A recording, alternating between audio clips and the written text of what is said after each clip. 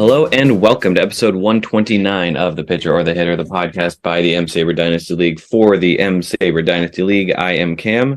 I'm Sahil.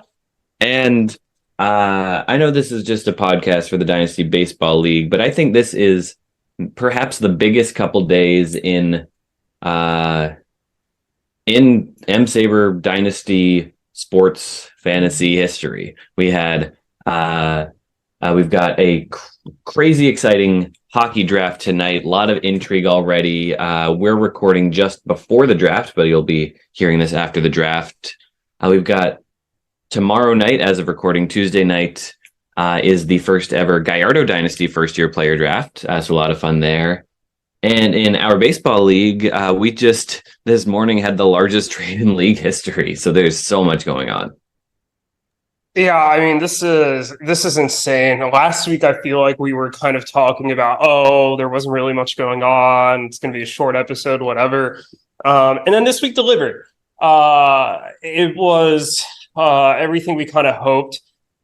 You posed the question on last week's episode title about whether the deadline was going to be quiet. And the answer to that has been no. There's been quite a few trades. And why don't we dive right in? Are we going to talk about the big 3-team trade? We are not, actually. We are saving all discussion about that for a bonus episode that's coming out later this week. We are going to have at least 2 of the 3 teams, hopefully all 3, come on. We've extended the invite to them all. Hopefully as many people involved in this trade as possible come on the podcast, tell us how it happened, tell us what they think about it, and we'll say what we think about it. But till then, we're just going to kind of save that for that episode. I should probably chat the 3rd team about it. I don't think I did. Oops. Okay, I'll take care of that after the episode. But yes, we will talk about that trade a little more in that episode, given kind of our time constraints and also wanting those teams to discuss it further and get their perspective. We're going to delay that discussion, but not to mention we got 59 minutes before you're on the clock in hockey. Yes, and I'll figure out whether or not I take Conor Bedard or trade that pick in the next hour. Okay, let's start with the trades. The first trade, Bo with the Flow has agreed to send Drew Gilbert and my 2026 third to EBO for Jorge Polanco and Samuel Zavala. Cam, you go first. Yeah, so this was an interesting one. Jorge Polanco, he's kind of not having the best year, I don't think. He can't stay healthy. He's been on the IL 3 times. Interesting. Is he currently on the IL? No, he just got back. Like, we're talking like a couple days ago. See how he's hitting since. I know he had a home run earlier this week, but he is in the month of August. He's only at 17 at bats. Oh no, 29. It's been pretty meh. Yeah. Well, I think it's a fine deal. Jake has a surprising lack of hitting depth. So it's a nice guy to have. So he's not putting Tommy Pham in his lineup every day or Ryan O'Hearn every day. I know O'Hearn's been decent lately. He's leading the Orioles in OPS. Well, he's got 198 at bats. Yeah, that's also true. But he's been really damn good in those 198 at bats. It's a whole 214 plate appearances. But yeah, he's fair point. Gotcha.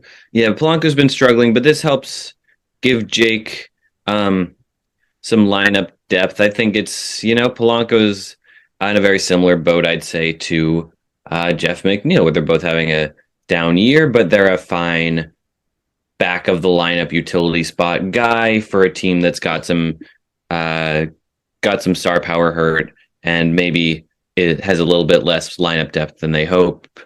I like it for EBO too because they have nothing, no need to keep Polanco, and they got an improvement on the prospect front. I like Zavala, but Gilbert's a little bit better of a prospect. Yeah, and they were eventually able to trade away Gilbert in that three-team deal. I agree. I mean, I think Polanco's fine as like a bench kind of utility guy. That's fine. He's actually, since he's come back with Edward Julian, kind of taking claim at that second base job a bit, playing a bit more third base. So he has 6 games there, might qualify, or he'll 4 more games until he's eligible there this season, needs 14 to keep it for next season. So that's something to watch out for. But EBO and I, this is Jorge Polanco's 5th trade in the last year, and this is only the 3rd team he's been on. EBO and I have been trading him back and forth. I really wanted him and had him for a good chunk of the season because I thought he could be that guy that I just described, back at a lineup, utility guy, pretty solid. He had a really good season in 21, but he just hasn't been able to stay healthy. I think he's a decent gamble for Jake, and I know that Jake got him right when Bichette went down. So I know Seager's come back since then, but he does need that middle infield depth. I don't know. I wouldn't have given up Gilbert to go get Polanco, even with Zavala. I just think Gilbert is a lot better prospect than Zavala. I don't think it's too far off, but that's personally how I would have decided. But I also get why Jake made the trade. Yeah, exactly. Not a big trade or anything, but not a terrible trade, and seems like a deal that sounds like something I would make too. Pretty much. Speaking of deals that you and I would make, this next deal has some fun conditions. EBO traded Brian Hayes to Deep Sea Devers for a conditional pick. And this is a type of condition we've never seen before. They made the condition based on how Brian Hayes performed in the next game. So if Hayes got 1 or more hit in the next game he started, Ruthvik would send his 2028 second to EBO. If not, Ruthvik would send EBO's 2025 third to EBO. Hayes did not get a hit, so Ruthvik sent a 2025 third over to EBO. First, let's talk about this deal structure. I love it. What about you? I think it's a bit much. I'm not sure how it was allowed to happen. I know Erik said something about future dating a trade, that we can't do that. So I don't know why he was allowed to have this condition. It feels a bit ridiculous. Announcing a trade but purposely not putting it through until after tonight's games kind of puts a weird precedent out there. Yeah, I think that's fair. I think it would have been a little better if we're talking about like, hey, we're going to make this condition as part of a larger deal, and it's like it's either going to be like a 2027 third or a 2028 third. Like, kind of the stakes of this felt a little too high. But the general concept was fun. Do I want this to become a long-term thing? No, but like it was fun in the moment. Like, why not? I don't think it really hurt anybody. But let's talk about the actual substance of the trade. I at different points have really liked Hayes, and it did bring up good memories of the very first Brian Hayes trade. Do you remember that one? Yeah, was that I was involved in that one, wasn't I? You, sir. The first one involved me. You were in the second Brian Hayes trade, but the first one involved me. Gotcha. What went on in that deal? Church of Hanagod, back when that was my team name, has agreed to trade Michael Wacha, Scott Kingery, Brian Hayes, and their first-round draft pick to Team Resnick for Garrett Cole. Ouch. Yeah, that's a rough return for Cole. It is a rough return, but Brian Hayes, he keeps jumping around in trades. Isn't he the guy who keeps doing that? I think so. Yeah, Sean Murphy's been dealt the most times, but Hayes, I think, is second. Yeah, he's up there. So Hayes is a 75 WRC plus this year, 243, 279, 377. Last year showed a little bit of glimmer of like some fantasy utility. A 314 OBP was not great, but he did it with 20 steals and 7 home runs as a 25-year-old. And you thought, hey, maybe you could project him to like get maybe into the teens with the homers, maybe get like 25 steals, get the OBP up a little bit. That's like a decent kind of utility option. he's gotten worse this year. The walk rates dropped quite a bit. The OBPs plummeted as a result. He should be on a waiver wire. The fact that he almost went for a second round pick is a miracle to me. If it was the other way around, this would make some sense because EVO's not competing, but I don't know what a competing Ruthvik team is going to do with Brian Hayes, especially when he already has like Rafael Devers, Michael Garcia, Heimer Candelario, who are eligible at third base, Jose Miranda. I guess he might be in the minors, but. That's fair. Yeah, I'm not sure what he wants in Hayes either, but he's filling out his bench, and that's something we want him to do. So, yeah, I just wanted him to fill it out better. But all right, let's not belabor the point there. Next trade, Moneyball agreed to send Edward Cabrera to Deep Sea Devers for Lourdes Gurriel Jr. Why don't you go first? Yeah, I don't care too much about this deal. Edward Cabrera, I mean, he was a guy who was interesting a couple of years ago. Look, and he's 25 now, having a pretty mediocre year. He's walking way too many guys. Maybe there's some hope from Ruthvik that he can turn it around. I don't know why Ruthvik needs a guy like this. Whereas Lourdes Gurriel's a guy I've always liked. He's been a fine hitter. He's having maybe his worst season yet this year, his first season in Arizona. But it's, he's maybe, slightly better than waiver wire guy, but been kind of mediocre. I think it's, mediocre for mediocre, and I'm not sure why either team took a chance on this.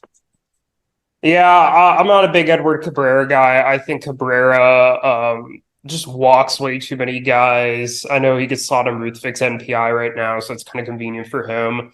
But I think he could be a solid reliever in the future, but that's not really a guy that I'm excited about. And when he comes up as a reliever, it's not like Ruthvik's probably really going to want to promote him in the first place. He's probably going to come up as like a long man or something like that. And as for Gurriel, like he actually started off the season really well. He slumped the last 2 months. They acquired Tommy Pham. I think I'd rather have him than Cabrera. At least he could kind of be maybe a useful piece for Yuki. I think it's a nothing burger. You're right. Yeah, a guy like that who maybe could be a holds guy in a year. I don't know. Those guys are a dime a dozen, and you never know who they're going to be. And yeah, all or nothing. Do we want to talk about the next trade? Yeah. Let's talk about the next one. That one was one of ours. It's Mount Rushmore agreed to trade Gregory Santos to Framber Alert for Andrew's 2025 third. So let's take a pause here. This is the first trade in the Framber Alert team history. Or at least under that name. Do you want to walk through the name change first? Yeah, so I have like 14 injured players. I've got to cut some of them. Hendricks had to go. I shopped Hendricks for a little while. No one wanted him. I decided I really needed to fill out a lineup, and I had to cut Hendricks, and that sucked because he's been my guy for a couple years now. He was 2-time league fantasy closer of the year. I got him all the way back at the beginning of 2020. Let's see how I got him. Hard to search for. I got him and Rizzo for Gleyber Torres and Kyle Lewis. Oh, and that was Kyle Lewis, BTB and LDL, where he's traded for himself. I think that deal worked out pretty well for me. I gotta say, Hendricks anchored my bullpen for 2+ seasons. Rizzo's been pretty good for me, and obviously Gleyber's been kind of up and down ever since I traded him away. But I Glad I traded him for a haul when I did. Yeah, you absolutely did. But yeah, my team the last 2 seasons have been named after Liam Hendricks ever since I cut Mike Moustakis. But yeah, when I cut Hendricks, the name unfortunately had to go. But I'm very happy for Framber Alert. God, I hope this doesn't end up being a mouthful. But yeah, I'm very happy about the name. This came like the day after Framber threw a no-hitter, so I like the idea of naming my team after him. He's a guy who's very important to my team's future. As much as I like the idea of my team being named after a bullpen guy, or like an inconsequential guy, Framber's one of my stars. And yeah, I like that alert emoji, and now it's my logo. No, very happy, and yeah, obviously Framber Alert, Amber Alert. Yeah, I think that's very fair. Yeah, I think it's a great team name. I personally like it better than the Liam Hendricks experience, but maybe I just wasn't a fan of what was it, Jimi Hendrix? Is that what it's based off of? Yes. Yeah, okay. Um, yeah, I like Fran Burler better, and I think it'll make announcing trades more fun. Because you'll have you could use the Yeah. emojis, the Yeah, I think if I you used it noticed, in announcing the yeah. Santos deal, as a matter of fact. Yeah, I Um, could announce a trade just by saying Framber Alert. yes, exactly. Yeah, that's perfect. If you've Um, noticed, I've made my team emoji in ESPN, or my team abbreviation in ESPN, that emoji. oh no, I saw that. It is fantastic. It's every time I see it, I'm like, oh shit, like something big happened, and I'm like, oh no, Cam just picked up a random reliever. Uh, Yeah. but yeah, it makes it exciting. But back to the merits of the trade itself. Speaking of me picking up a random reliever. Oh God, which one did you pick up this time? Is it No, Tim? I mean the trade. Oh, the trade, yeah.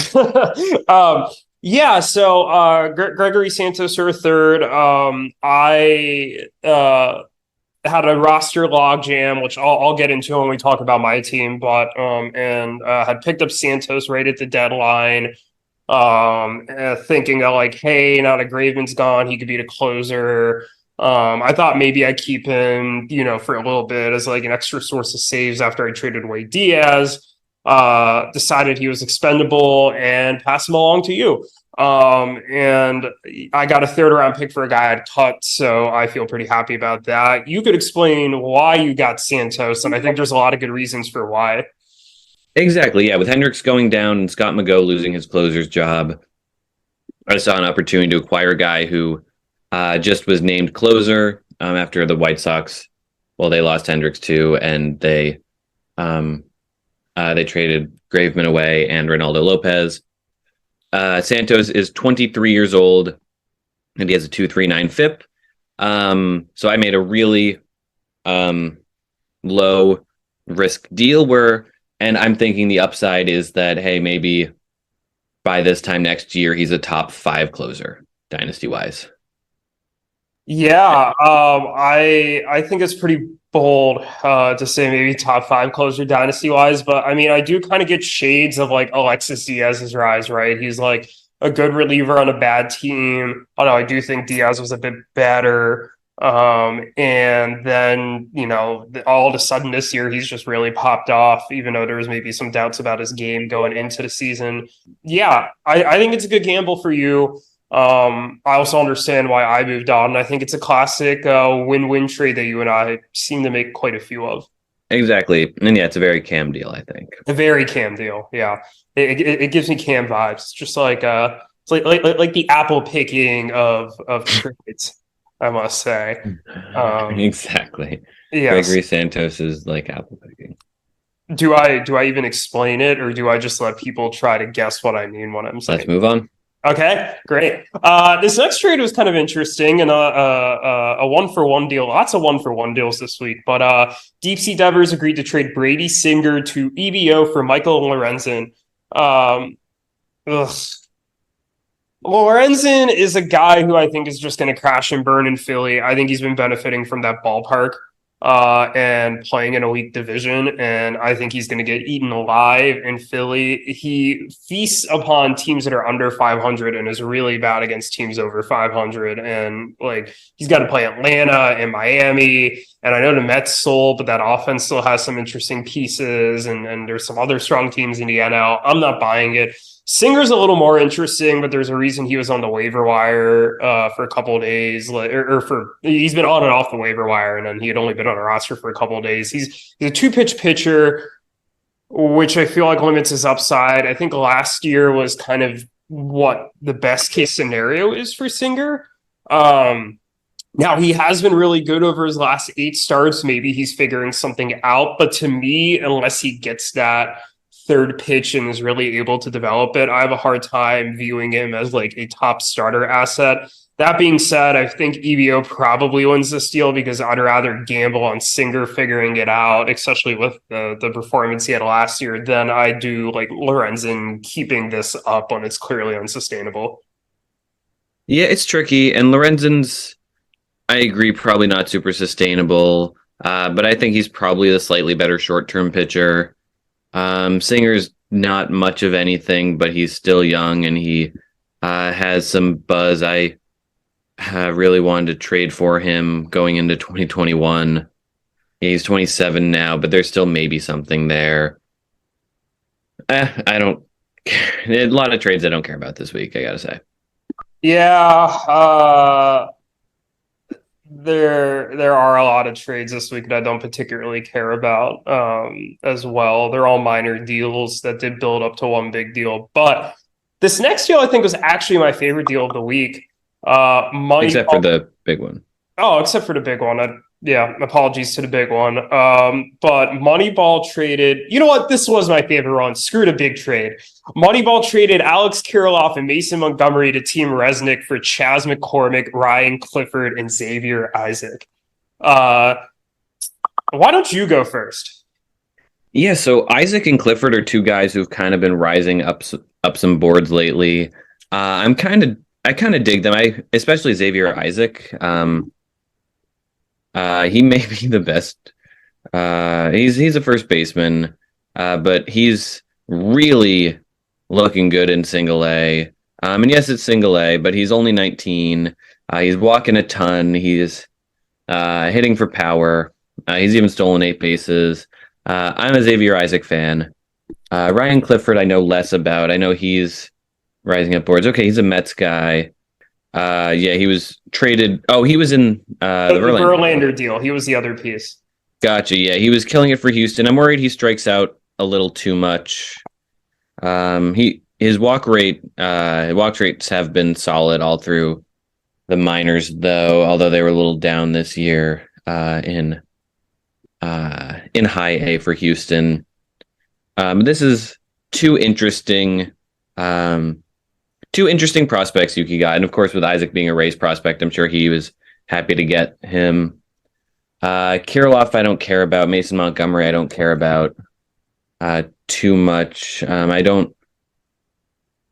He's a Rays prospect, but I don't really care about his numbers. He was fine last year in Double-A, but yeah, pretty bad this year. Kiriloff, unless Kiriloff has been better than I thought he has. Okay, Kiriloff has been better than I thought he has. But he's running a high BABIP. He's striking out a ton. I think Yuki sold high on Kiriloff and got a couple prospects I like. I think so too. I think Yuki comes out on top of the deal. Kiriloff's hurt again. And I think the injuries at some point with the wrist are just going to kill him. Like, he's never really had a good sustained season in the majors, and I'm getting less and less confident that it's going to happen. I think he might be one of those like first base corner outfield types that ends up like carving out a decent career as like a part-time player, maybe like some seasons kind of like your like low end first base DH, like whatever. But I don't know if there's like a star in Kiriloff like we thought he might. Chas McCormick has a 146 WRC plus this year. Did you know that? I had no idea. Yeah, so McCormick has played his balls off this year. 15 homers, 12 steals, 368 OBP. I'm a little skeptical it's sustainable. He has a 346 BABIP but a 28% K rate, and I think he's been kind of a platoon guy. Yeah, he's killing lefties. He has a 329 average versus lefties, and it's only 253 against righties. I mean, which is solid, but and it's not to say he's not still doing a lot of damage against them, but I think Anthony might have sold high on him. That being said, I think the prospects Yuki got were pretty solid. For a lot of the reasons that you said. I'm not going to rehash that. I think Mason Montgomery is interesting-ish, but like I think I'd rather take Clifford over Montgomery for sure. And No doubt about it. yeah, probably. I think Isaac versus Montgomery's closer, and usually I lean towards the hitting prospects. So yeah, I still think it's Isaac pretty clearly. yeah, and I'd take Yuki as a side here. Like I'd rather gamble on McCormick keeping this up rather than like a perpetually injured Kiriloff. So yeah, I agree with that analysis. Anything else we want to discuss with trade wise here? I mean, we're obviously going to talk the 3-team deal later, but anything else you would like to say before we move on to our next segment? No, let's get into these matchups. We spent a long time on these trades. We had 6 matchups between playoff teams and non-playoff teams. The playoff teams all won, but at least one of them was pretty close, I have to say, and that was mine. This is the second week in a row that like you were like one like category away. Like I think Alex needed 2 runs the week before. Anthony just needed like 1 RBI to tie, or like 1 more strikeout to tie. Like it was, you were playing a tight game here, my friend. But yeah, you won 5-4-3. That is, we set a few league records this week, or had some league notables to add to the sheet. That is a 5-4-3 win. That is the 11th 5-4-3 win in league history, and that is the first one since week 18 of last season. It is week 17 that you did it this year, so almost exactly a year since the last time a 5-4-3 win happened. But yeah, interestingly, did you know? So I had won week 18 of last year over Conor 5-4-3. Did you know that the 4 before that all involved attendees, and 2 of them were really? attendees versus Conor? That's hilarious. Yeah, that's nuts. But anyways, you credit where credit's due, right? Your team was hella injured, and it spilled over to your regular roster spots. So you were playing shorthanded all week. You still put up 7 quality starts, 3 saves, 4 holds, 4.03 ERA, 113 WHIP. Not bad, all considering. You 2 tied in strikeouts of 72. A solid offensive week across the board as well. You tied in RBIs and steals. You were just down 1 in homers, 19-18, down a couple in doubles. You had 48 runs, 329 OBP, and that was enough for a 5-4-3 win. Yeah, my team's kind of treading water right now. I'm dealing with so much on the injury front, and I'm playing fine. Like, I think I had a good week. My pitching numbers are kind of skewed by a bad Jake Irvin start on Sunday that I streamed. It's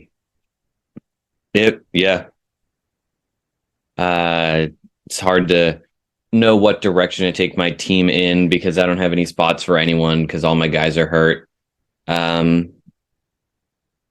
But yeah, I've had 2 tight ones now. I will say I would have tied Jake this week. And Anthony played really well. He pitched.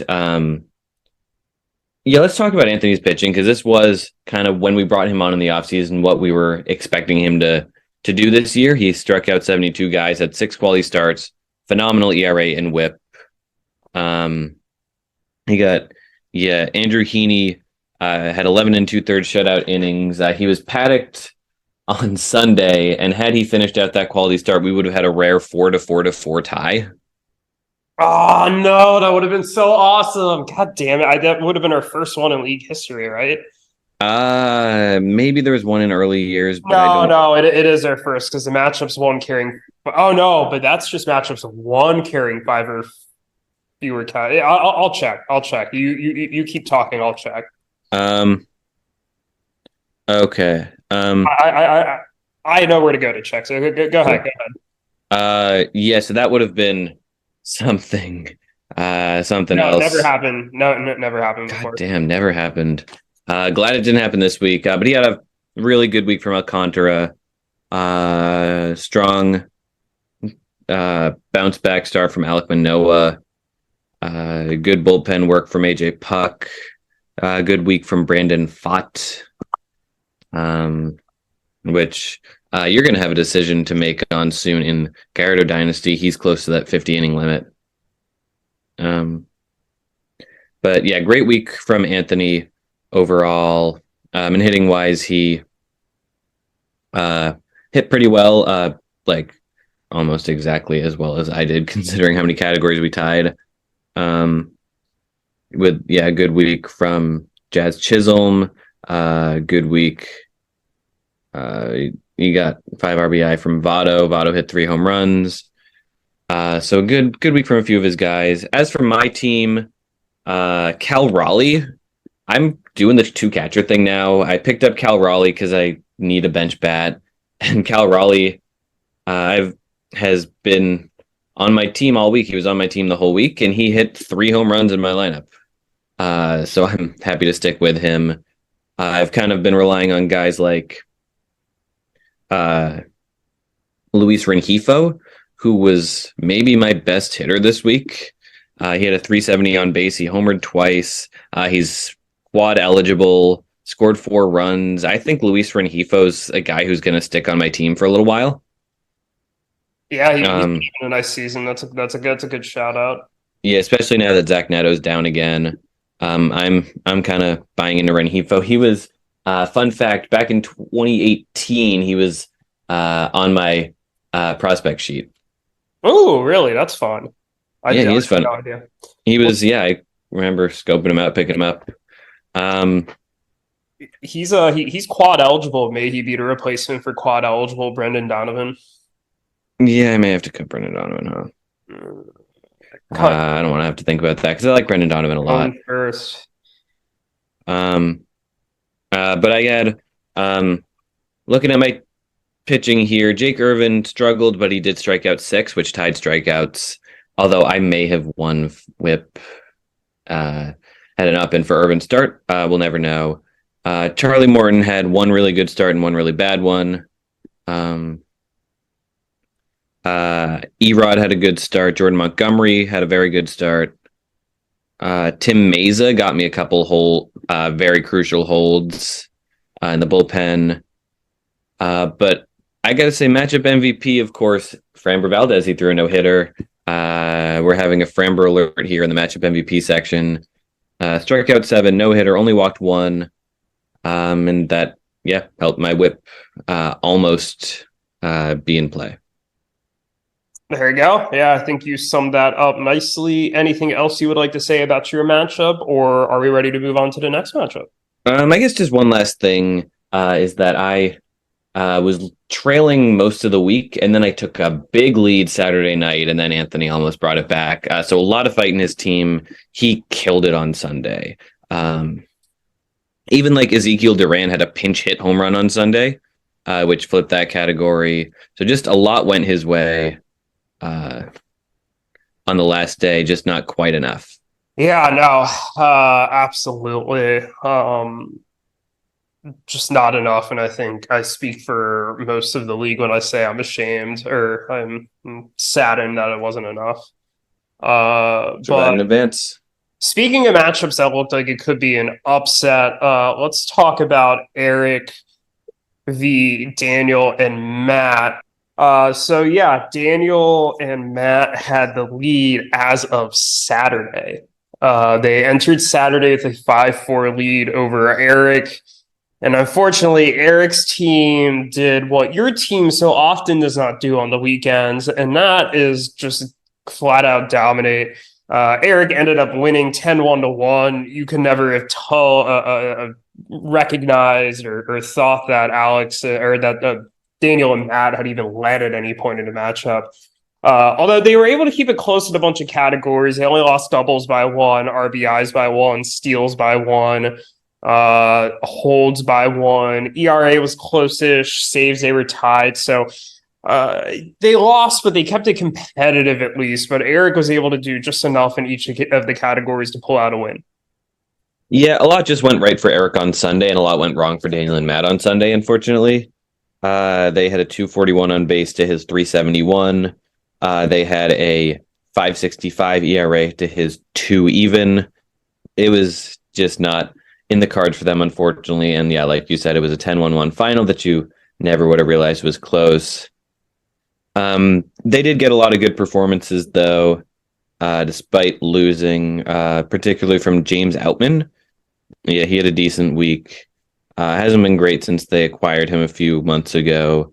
He's been heating up over the past month. He had a really bad stretch in the middle there, but he's been really hot since like July started. Gotcha. Yeah, Nolan Jones, another young guy. He had a good week for them. But moving over to Erik, not his best week. Certainly an okay week. Not his best. Let me see how I would have done against him. I think I probably would have lost, but let me. Oh no, I would have tied him too. Who, Erik or Daniel on that? Erik. Erik, okay. Yeah, fine week. Good, not great, I would say, for Erik. I had good week from Wander, who scored 5 runs. Good week from Jose Ramirez, who delivered some big hits, and also hit the ball well too. Good week from the Jeep. JP Crawford walked 7 times and scored 6 runs. On the pitching side, Corbin Burns had 2 quality starts. Erik had 8 in total. Matchup MVP, though, goes to a guy who I distinctly remember us talking about last year, the year before, as some weird random Erik pickup who's not going to last. But he has lasted, and he's kind of been a star-ish for Erik's team. It's Lane Thomas.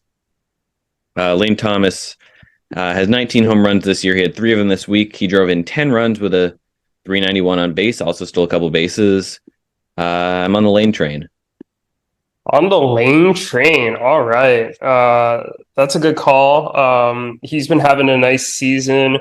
Nationals have been able to give him a lot of playing time, given that they don't really have any other pieces, and he has responded nicely. So, it's a real bummer that Erik did not lose. But as it stands, he remains a game and a half back of you, half a game above Andrew, and he has now won 7 straight games. After starting 4-6, he's now 11-6. Yeah, now 7 straight games. And moving on from a team that's won 7 straight to a team that's lost 6 straight. Yuki's now 6-10-1 with another loss here to Andrew. Yeah, Yuki was another one of those started off the week really hot, and it really looked like he was going to upset Andrew.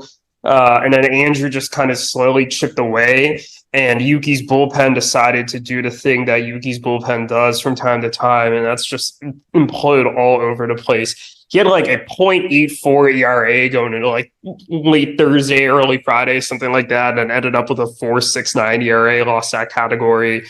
He won WHIP with a 1.29, 1 saves. He had a pretty decent offensive week, 19 homers, 47 ribbies, 17 doubles, but Andrew just hit better. I mean, Andrew does have the better offensive team. I'm not particularly surprised about that. Andrew pulled out an 8-3-1 win, and he now advances to 10-6-1, and I think this all but eliminates Yuki from the playoffs. 3 games back with 4 games to go, one of the toughest schedules in the league. And I think it is time to write the eulogy on his season. I think so. Maybe he'll get something good for Zach Eflin, although I doubt he's going to try and trade him. But yeah, as for Andrew's team, it was a good week for Brian Reynolds. It was a good week. Let's see here. Bobby Witt Jr. He had 3 steals, 7 RBIs. On the pitching side, he got a good start from Pablo Lopez. Good start from Chris Bassett. The matchup MVP is going to be Adolis Garcia with his 542 OBP, 4 homers, 9 RBI. Really killed it. All of those categories ended up being very important for Andrew. And for Adolis Garcia, that is his 4th matchup MVP, putting him in a tie for 5th place with Pete Alonso. Yeah, Adolis is one of those that's been on the shit list and has actually come through and been better. Like the walk rate's up, the K rate's down, like a 343 OBP with a 10% walk rate suddenly looks really sustainable compared to some of the shit he was putting up the last couple seasons, like a 300 OBP with a 28% K rate the season before that. And then even worse, the season before that, 31.2% K rate and a 5% walk rate. So good for him. And yeah, he's a huge part of Andrew's offense. I can't believe it, but good for him. Absolutely. Good for Adolis Garcia. Not a lot of intriguing games left. So let's talk about a historic one. You won 12-0. You 12-0'd Conor. Shut him out. You were great. He was terrible. Not only did you 12-0 him, none of the categories were remotely close. Maybe just the biggest walloping in league history. Yeah, I think you could argue that. That's the 7th 12-0 victory in league history, the first one since last year, week 16. It's a shame that this didn't happen last week, because that means that would have meant the last 3 seasons where there was a 12-0 victory and they each happened week 16. But nonetheless, yeah, this was maybe the best possible week for my team in so many regards. So I walloped Conor, was not particularly close. And I could go through and list all the great things that all of my players did, but there's 2 things that make me really confident moving forward here. One, Max Fried came back on Friday. Nestor Cortez came back on Saturday, and Brandon Woodruff came back on Sunday. Fried 6 shutout innings, Cortez 4 innings, 1 earned with 8 strikeouts, and Woodruff had 5 innings, 2 earned with 9 strikeouts. They all looked fantastic. And I now have 9 healthy starting pitchers. Stroman's still in the IL. My IL just dropped in half. If these guys stay healthy, this was the type of team I anticipated having at the beginning of the season, with the deep elite rotation that could put up 100 strikeout week, which was also the 20th 100 plus strikeout week in league history. And I've been able to keep it afloat with a big bullpen strategy early in the season, and I'm proud of my efforts there. But if these guys are healthy and pitching to their capabilities, watch out. And also, I also want to highlight Trey Turner. So the overall numbers on the week don't look great, particularly the OBP, but the Royal Series that they just played, you all know about this now. They cheered for him. He looks like he was a little more confident because of that. He said as such. He delivered with a really big weekend, drove in the last 4 runs and a comeback win on Saturday, had a nice double on Sunday. He took out a billboard yesterday to thank Philly fans for cheering him. I genuinely believe that it's been a mental thing with him this year. And I'm not super worried about the skills. That's why you haven't really seen me much in here bash him or express a ton of concern publicly in a podcast here. And I think if this helps him get back on track, I mean, shortstop's probably been my weakest hitting position between him and Correa. So watch out, y'all. I'm coming for you all. This is a fun week. Yeah. Your team is really humming along right now. Peaking right now. The OBP was maybe a tad low if I was nitpicking, but other than that, you were perfect against Conor. And with a shout out to Mookie Betts, your matchup MVP once again is Freddie Freeman. He's just on another plane right now. 536 OBP, 8 runs. Is he in the MVP conversation? Because I think he is. He is. And I think the issue is he doesn't have the gaudy steal numbers that Acuna does. And I think he's going to split some of the like Dodger votes with like Betts, because Betts is also having a top tier season. So I think Acuna as of now is still probably going to win it, but he deserves to win the MVP again, and if not, like I think he and Betts are destined to be like 2-3 in the MVP race in the end. Absolutely. Anything else you want to say about this matchup though before we move on? No, I'm good. Let's move on here. All right. One more thing. I think this all but eliminates Conor as well. I mean, we talked about eliminating Yuki. Conor's now 2 games back. It looks like he's going to sell, and with 4 games left, and his team's just not looking competitive. Yeah, I think he's going to sell. He's supposed to play you this week, then Erik in the next 2 weeks. So it's not happening.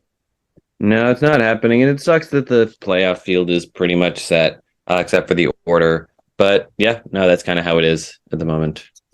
Yeah, definitely different from previous years. But yeah, we are running out of time here, so let's jump to the next matchup. There are 2 left. 2 left. Let's jump to Ruthvik's win over EBO. He looked really good as well. His team's starting to look scary, I would say, with this 9-2-1 win. Yeah, 10 saves, 5 holds, so great out of the bullpen, able to get a very nice 69 strikeouts. Offensively, big steals week for him. 382 OBPs, fantastic. 27 doubles, one of the top doubles weeks in league history, but not for Ruthvik because he has 2 30 doubles weeks, 54 runs was great. 9-2-1 win.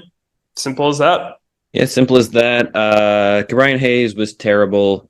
Since he acquired him, he went 1 for 15. But he did have a great week from Ronald Acuna Jr., a few other people.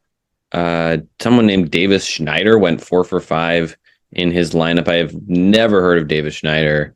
The Blue Jays called him up and randomly batted him 3rd ahead of Vlad yesterday. I don't know if you saw that, but it just fucking wild. Yeah, he is. Is he related to John Schneider, the manager? I will check that while you read the rest of the. Yeah. Good week from Santander. On the pitching side, he had a good start from Flaherty, the Baltimore Oriole. Good start for Brady Singer, which is what he relayed into flipping Singer for Michael Lorenzen. Matchup MVP is a little tough here. I'm between 2 guys. I am going to give it to Heimer Candelario, just narrowly edging out Acuna. Both were terrific. Both deserve praise. Candelario had a 640 OBP this week, though. He scored 8 runs, had 4 doubles. That kind of puts him ahead of Acuna, who had 1 more steal and a couple more RBIs. Yeah, no, I think that's very fair. Oh God, did you just trade number 1? I just might have. Oh boy. 9 minutes before draft. Yeah, we are 9 minutes before the draft. And being 9 minutes before the draft, Candelario matchup MVP. Anything to say about this, or would you like me to just kind of start talking about Jake v. Alex while you type up the trade? I do want to say something about Candelario. I can't believe Alex cut him for nothing a couple of weeks ago. He has been on a tear, so good for Ruthvik. I tried to put in a waiver claim for him and didn't quite work out. So good for Ruthvik. I agree. Why don't you talk about Jake for Alex? Yeah, really quickly, Candelario just torched the Reds this week. One of You'll have these to see guys. it. Yeah, it's It's been rough. It was rough for Jake this week pitching wise. He hit fine. He hit average, kind of in that he hit pretty much as well as me and Erik did, which was good but not great. He did not pitch very well. I'd say he hit slightly better than what me and Erik did, but yeah, didn't pitch well, but he pitched well enough to beat Alex. Alex had a rough week, whereas Jake remains half a game ahead of you. We're all just kind of holding serve still, waiting for one of this top three to lose a matchup. Really, yeah, one of this top four, including Erik. Jake had good weeks from Kyle Tucker, who drove in 7 runs. Good week for Michael Harris II, who's really kind of bounced back after a slow start. He's back to kind of where he was last year. And yeah, on the pitching side, it was a good week for Mackenzie Gore, but that was about it. Matchup MVP, those got to go to Matt Olson with a 519 on base and 4 homers, 9 RBI. Let me read your... Oh, God, you still haven't even announced it. yeah, no, this is it's a doozy. Oh, Jesus. But yeah, so we're still recording, so let me shift gears to discussing this matchup. Yeah, great week for Jake. He was able to get the job done. I know at one point it looked like he might 12-0 Alex, but Alex was able to claw his way back in what was it, doubles and ERA. You're right, Jake did not have a great pitching week. And he just lost Verdone back to the IL, so that's going to be an interesting one to keep track of. But overall, solid. I mean, this is pretty much what I expect Jake to do on a week-to-week basis. Yeah, did you name matchup MVP? Yeah, it was Matt Olson. Matt Olson. Okay, sorry, I was so enthralled by typing up the trade. Why don't we go to our picks? Pick them for this week, unless you have anything else to say about this matchup. Or these matchups? Nope, that was everything. Pick 'em. Hey, we both picked the same matchups, and we both went 6 for 6. Yeah, that has never happened before. And actually, before we do that, our matchup of the week, it has to be me versus Andrew as the only two playoff teams that are playing each other. And I mean, obviously, implications for seeding for the top 6 teams, knowing that none of the teams that the top 6 teams are essentially set. So, anything you'd like to say there? No, I agree. A lot of implications there. Seating wise, you beat him earlier in the year. He played me very tight twice. We split our matchups, me and him.